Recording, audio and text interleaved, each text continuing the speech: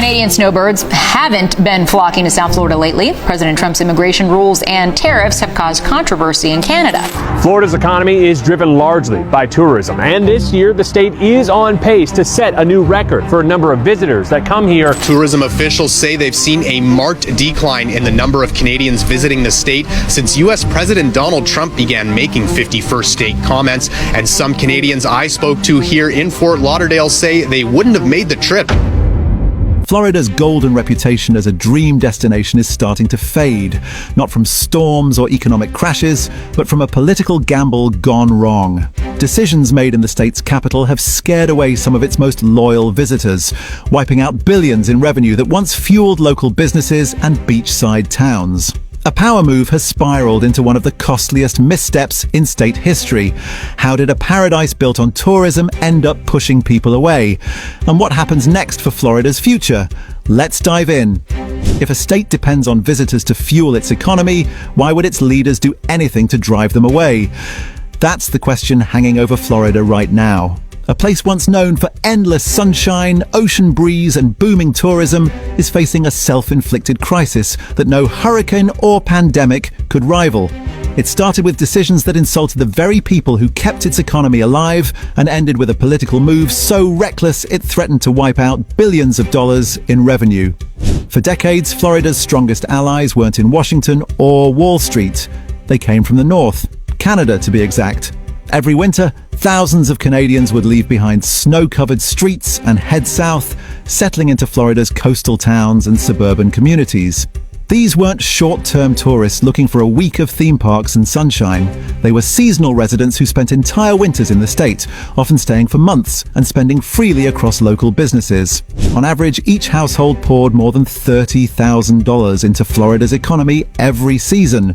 From groceries and gas to restaurants, retail and recreation, they fueled the local lifeblood of small towns and big cities alike. Their spending bridged the gap between summer peaks and slower off-seasons. For businesses that relied on steady foot traffic, cafes, golf courses, real estate agencies, these Canadian visitors weren't optional. They were essential. Yet the relationship between Florida and its most dependable guests began to crumble when politics entered the picture.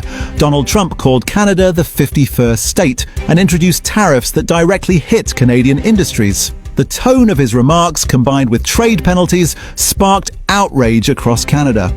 And while these policies were national in scope, the consequences landed hard on states like Florida, where tourism was tightly linked to Canadian visitors.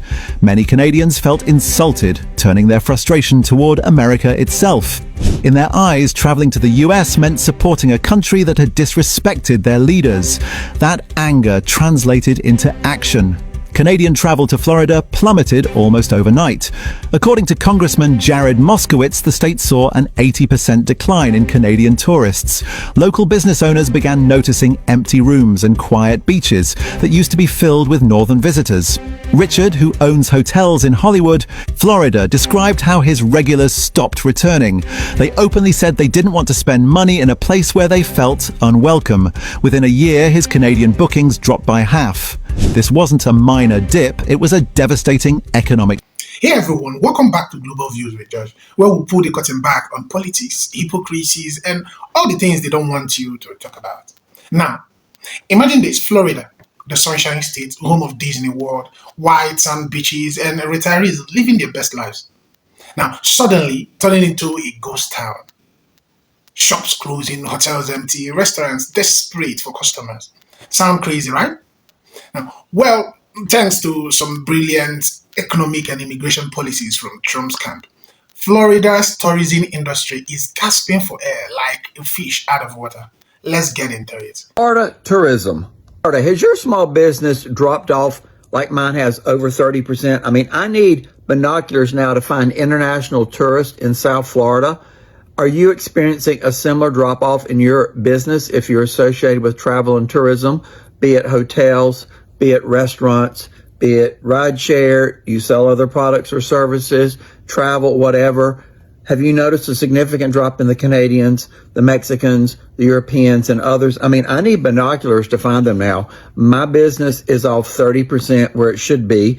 I have many writers that work in the restaurant industry. They're telling me their businesses, their restaurants are very, very, very slow compared to what they should be. August is a slower month. September is the slowest month, but it's off 30% of where it should be August over August. My business is 30% off where it should be over last August and the last several Augusts. I've been doing this 5 years. I know what I should be doing. Same thing with the hotels. They're 30% less empty. I will do some more videos in the hotels, and likewise cruise ships that seem to have been rediverted because that has dropped off. All of this is because of Donald Trump. I think people are boycotting the United States because of Donald Trump and also because of Governor DeSantis and their policies to tourists by putting people into alligator Alcatraz, detaining them even when they have legitimate visas and travel documents to be here, and people are voting against the United States. What do you think? Let me know what you're experiencing, and if you're in Florida, let me know what city you're in or what your business is. I'm just curious, are you seeing a similar experience as I am? Because mine is off 30% in the Fort Lauderdale metro area. Have a great Labor Day.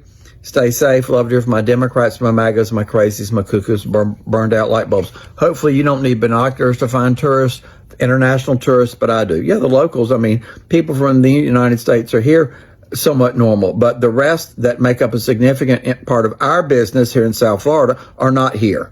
And people may say it's great. Oh, no, it's not. This impacts everybody's job, no matter what you do. So be able to replace that burned out light bulb if that's what you're saying, because your light bulbs are clearly burned out. I want to show you just how dire things are getting in Florida. Yeah, Florida real estate right now, big problems. And let me show you, this is Broward County. All right, this is just Broward County. There are almost 18,000 homes for sale in Broward County. Yeah, take a look at this. Look at the sea of red. Now that's Deerfield Beach to Hollywood. That's a very, very small area. And there's over 18,000 homes for sale. And they're just sitting there. There's no buyers. There's no real movement. And every day I look at the number of homes for sale, it keeps going higher and higher and higher. Yeah, this is looking really, really bad for Florida. Thanks to Donald Trump, here's just another reason why many Canadians are selling their homes in Florida and other parts of the United States. This is a real story. This took place in Pompano Beach, Florida. It is in the news services, and this is about a French-Canadian elementary school teacher, Nathalie Mancuso, who owned a condo in Pompano Beach, Florida. Pompano Beach is just above Fort Lauderdale, and here is basically what happened. She was shopping with someone else that was also French-Canadian. They were in a grocery store, and they were speaking in French. And someone around them overheard the conversation and jumped in and told them they needed to leave the United States. They needed to leave here, that they were not welcome. Attempted to explain that they were French Canadians, that they owned a home in Pompano Beach, and they lived here and in Canada part of the year. The other person continued to go after them. After that, she decided clearly it was time to sell the condo in Pompano, and they would not come back to the United States. That's the long and the short of the story, without having to go over and over. And this story is being repeated throughout parts of the United States, and it's a big deal. No one should be treated this way. Whatever language you speak, if you speak the language, that's fine. You should not be verbally attacked in public when you're out shopping because you either speak with a foreign language, you have an accent, etc. Clearly, I have an accent. Again, 7% of all Canadians own homes, a second home in the United States. 13% of all the foreign home purchases in the United States are made by Canadians. And over 41% of all the home purchasers made by Canadians are in Florida. This is a huge economic impact, positively or negatively, into Florida, and clearly it makes no financial sense. But where has all this come from? You know where it's come from. It's come from one place. It's come from the orange Jesus. It's come from the way that he has spoken about people that are immigrants in our country, and when they see him do it time and time and time again, they think it's okay. They clearly have drunk the Kool-Aid, and they clearly lack an understanding of the reality of the world. I have to be careful, we're on TikTok, and I can't say a lot of things I would like to say. There you have it. Love to hear from my Canadians. If you've got a home in the United States, a second home, are you going to sell it? Are you thinking about selling it, or have you sold it? Do you have one in Florida? Love to hear from you. Love to hear from my Democrats and my MAGAs, my crazies, my cuckoos, and my burned out labels. This is not the way you treat anybody. Clearly, it's not the golden rule. Do unto others as you'd have them do unto you. And what is wrong with you people? I mean, really? Really? There's an issue here, clearly. And I don't like it, but I have to be careful because I'm on TikTok. I can't say what I truly think about these people. If anybody needs to leave the country, maybe they should. Air Canada is cutting flights to Florida because Canadians don't want to come to the United States, let alone the state of Florida. And Americans need to be boycotting Florida as well. We all love Disney. We love the beaches. Go to California. They are literally putting people in a tent prison surrounded by alligators that they had to ship in just to terrify these people. Government officials are making jokes about feeding human beings to gators. No one needs to go to Florida. And in fact, no one outside of the United States should be stepping foot in the United States of America. Not for the upcoming World Cup, not for the Olympics. The only thing that matters to the United States government is money. Money is the only thing that talks to them. So stop spending it. Do not come to the United States of America. We all need to be more like Canada. Stop giving the government what they want. Our money. B downturn starting to cause big issues in Florida's housing market, particularly here in Orlando. Yes, more and more houses are starting to sit in Orlando.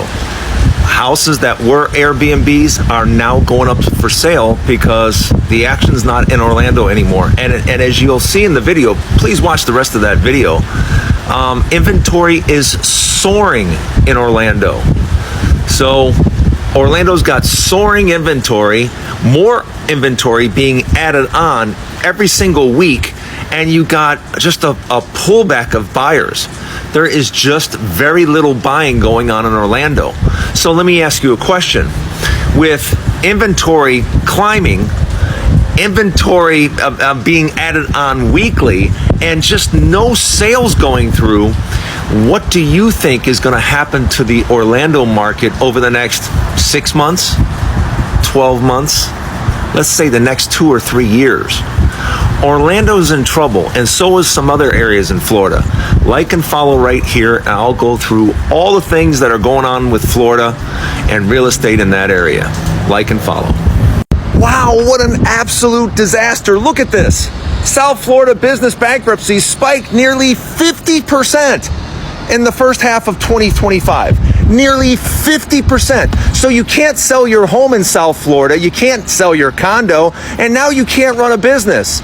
Isn't South Florida fun? Ay, ay, ay. Who told you to get out of there? I told you, I warned you. It's not too late. Get out of Florida. Get out, get out, get out.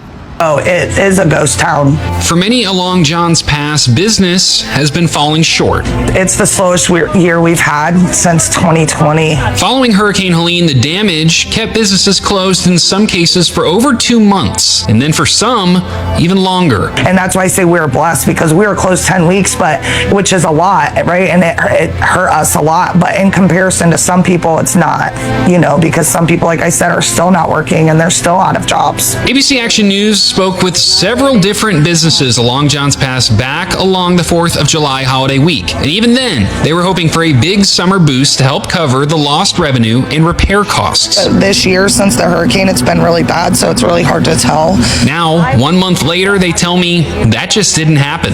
Spring break really never happened for us. And then the summer swing never happened for us either. The kids locally just went back to school, I guess this past week, and now it is just dead.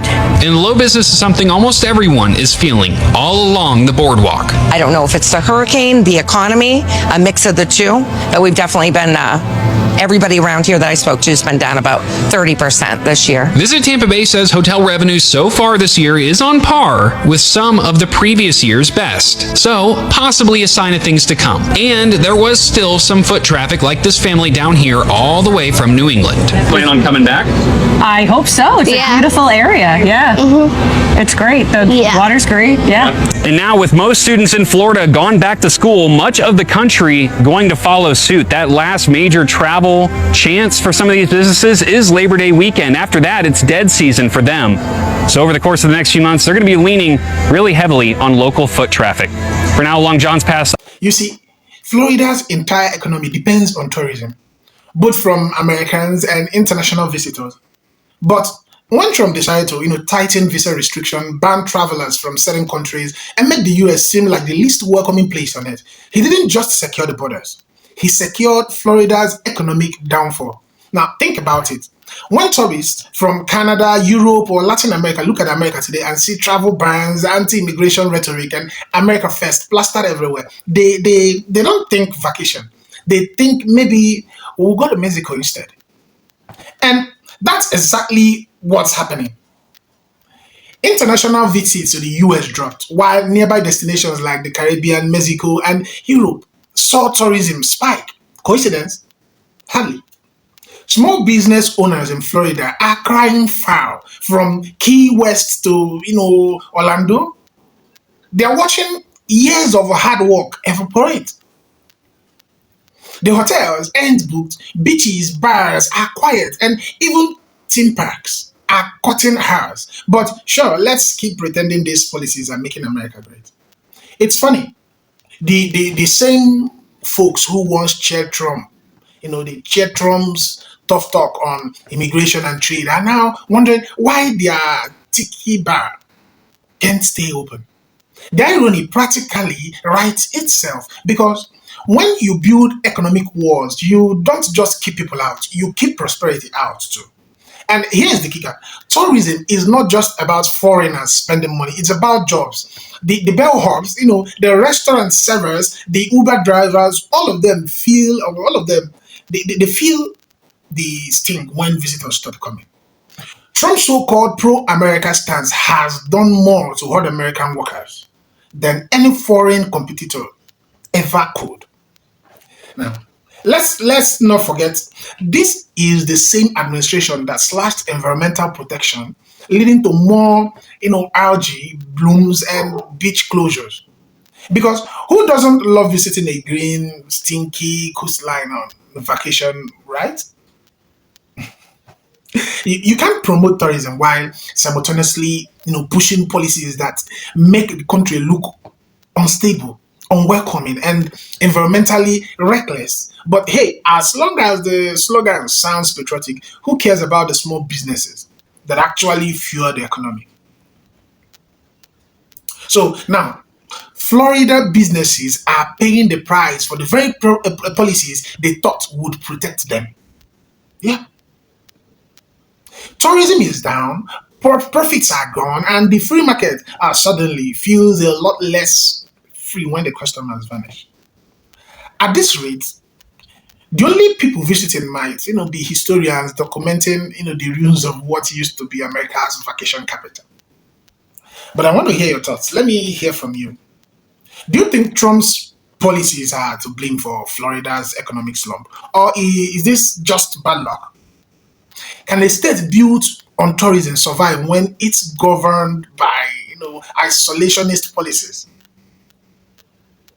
And most importantly, what should Florida do to bring people and prosperity back? Drop your thoughts in the comment section, because the conversation needs to happen. Anyway, thanks for watching, everyone. Don't forget to hit the like, subscribe, and notification bell so you never miss a breakdown of the biggest political and economic story shaping our world. Until next time, keep thinking, keep questioning, and as always, stay informed. Credit belongs to original creators. I'll see you guys on my next video.